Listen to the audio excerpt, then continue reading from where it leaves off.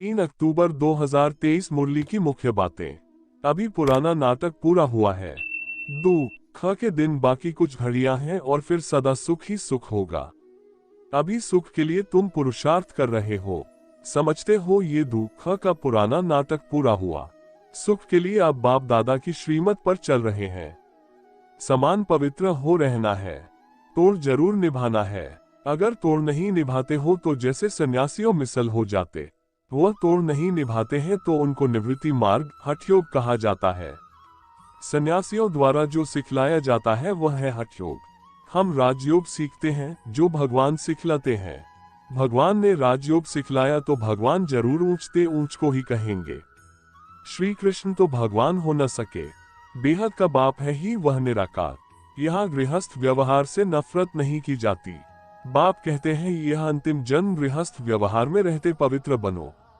न बाप कभी हठयोग सिखला सकते, न सन्यासी कभी राजयोग सिखला सकते।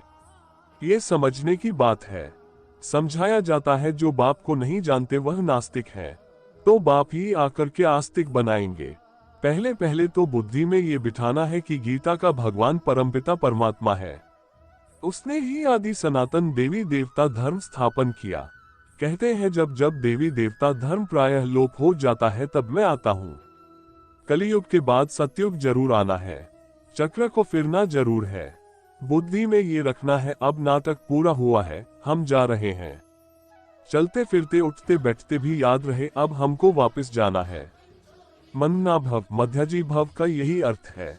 परमपिता परमात्मा फिर से कहते हैं कि हे बच्चे, देह सहित देह के सब धर्म त्याग अपने को आत्मा समझ बाप को याद करो तो पाप खत्म होंगे। अभी सब दुर्गति में है। सतयुग में देवताएं सदगति में थे, फिर बाप ही आकर सदगति करते हैं। सर्वगुण संपन्न 16 कला संपूर्ण, ये है सदगति के लक्षण। टाइटल अच्छा दिया हुआ है, शांति का सागर, ज्ञान का सागर। श्री कृष्ण तो स्वर्ग का प्रिंस है, वह है मनुष्य सृष्टि का बीज रूप। कितना रात दिन का फर्क है। कृष्ण को सृष्टि का बीज कह नहीं सकते, सर्वव्यापी का ज्ञान तो ठहर न सके। बाप की महिमा अपनी है, वह सदैव पूज्य है, कभी पुजारी नहीं बनता। बाप समझाते हैं चलते फिरते ऐसे समझो हम एक्टर्स हैं, अब हमको वापस जाना है। ये याद रहे, इनको ही मन्नाभव मध्याजी भव कहा जाता है। बाप घड़ी घड़ी याद दिलाते हैं मैं तुमको वापस ले जाने आया हूँ। ये है रूहानी यात्रा, ये भारत होलीएस्ट लैंड है। सर्व का दुख हरता और सुख करता, सबका सदगति दाता एक ही बाप है। भारत उनका बर्थ प्लेस है, वह बाप सबका लिबरेटर है। दिखाते हैं असुरों और देवताओं की लड़ाई लगी, परंतु ऐसी बातें तो है नहीं। यहाँ तो युद्ध के मैदान में माया पर जीत पाई जाती है। माया पर जीत तो जरूर सर्वशक्तिमान ही पहनाएंगे। ड्रामा के पट्टे पर खड़ा रहना चाहिए, हिलना नहीं चाहिए। अब नाटक पूरा होता है, चलते हैं सुखधाम। पढ़ाई ऐसी पढ़नी है जो ऊंच पद पा लेवे। मीठे मीठे सिकील दे बच्चों प्रति मात पिता बाप दादा का याद प्यार और गुड़ मारने। रूहानी बाप की रूहानी बच्चों को नमस्ते। धारणा के लिए मुख्य सार। ए, चलते फिरते अपने को एक्टर समझना है, ड्रामा के पट्टे पर अचल रहना है। बुद्धि में रहे कि अभी हम वापस घर जाते हैं, हम यात्रा पर हैं। 2, सदगति के सर्व लक्षण स्वयं में धारण करने हैं। सर्वगुण संपन्न 16 कला संपूर्ण बनना है।